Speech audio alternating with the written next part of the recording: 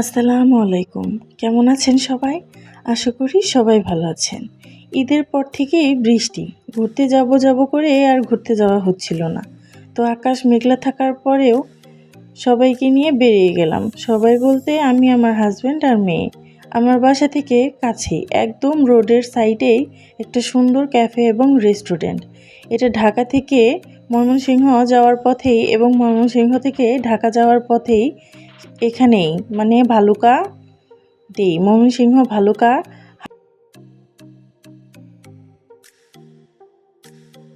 অন্যটা এরিয়া ছিল পানির উপরে কাঠের তৈরি এবং চারপাশটাতে সুন্দর করে বিভিন্ন রকম গাছ লাগানো ছিল, যেটা একদম সবার মন কাড়ছিল। একদম বিভিন্ন রকমের কালারফুল ফুল গাছ এবং বিভিন্ন টাইপের লতা পাতার গাছ লাগানো ছিল।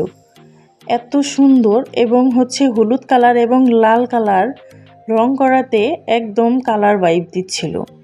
এটা কি ফুল আমার জানা নেই, কিন্তু এত সুন্দর একটা কালার, খুব সুন্দর। বিভিন্ন রকম গাছ লাগানো ছিল, প্লাস লাইট দিয়ে ডেকোরেশন করা ছিল। এটার সৌন্দর্যটা মেইনলি সন্ধ্যার পর থেকে শুরু হয়, কারণ সন্ধ্যার পরে সব লাইট জ্বালিয়ে দেয় এবং চারপাশটা ছিল একদম সবুজে ঘেরা এবং সম্পূর্ণ এরিয়াই ছিল কাঠের এবং পানির উপরে। এখানে মাছও ছাড়া ছিল।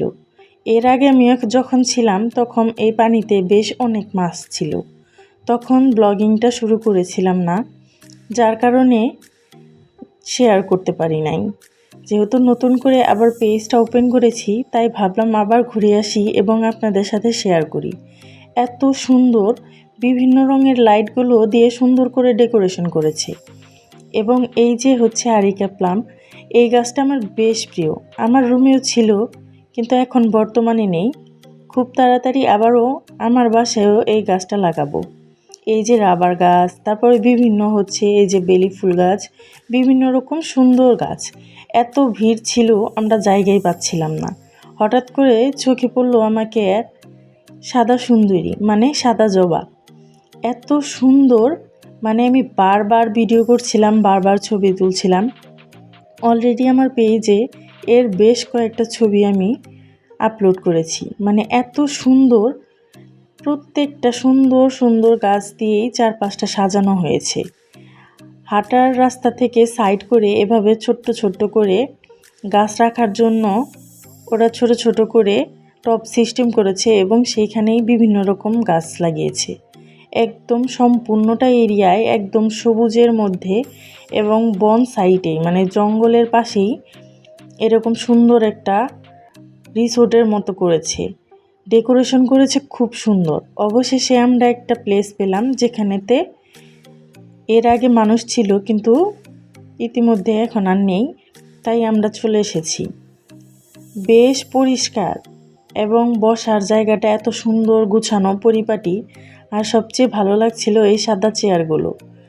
লাল আর হলুদের মধ্যে সাদা চেয়ারগুলো যেন একদম ফুটে উঠেছিল। আমার মেয়েটা বসে বসে তার বাবাকে বলছিল যে আমরা কি খাবো এবং খাবার কখন আসবে।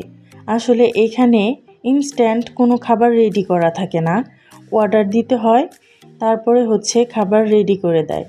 আমার মেয়ে বারবার বলছিল আমরা ঘুরতে এসেছি। জায়গাটা এত সুন্দর, আমরা অলরেডি খাবার অর্ডার দিয়ে ফেলেছি, আসতে বেশ দেরি হবে। আস্তে আস্তে সন্ধ্যা হচ্ছে আর বিভিন্ন রকম লাইটগুলো অন করে দিচ্ছে। এখানে দোতলা সিস্টেম করেও বসার জায়গা আছে, বেশ সুন্দর। সিঁড়ি দিয়ে উপরে ওঠা যায়, কিন্তু আমরা ঈদের পরপরই গেছি, যার কারণে এত ব্যস্ততা আর এত মানুষ ছিল, যার কারণে বসার জায়গাই পাচ্ছিলাম না। এখানেও একটা সাদা জবা গাছে সাদা ফুল ফুটে আছে। আমি বেশ অনেকগুলো ছবি তুলেছি। দুই পাশেই শুধু দুইটা আছে আর সবগুলো নিচে। ইতিমধ্যে আমাদের খাবারও চলে এসেছে। আমরা অর্ডার করেছিলাম চিকেন চাপ আর নান। বেশ সুন্দর ছিল, একদম খাবার কোয়ালিটি খুবই ভালো।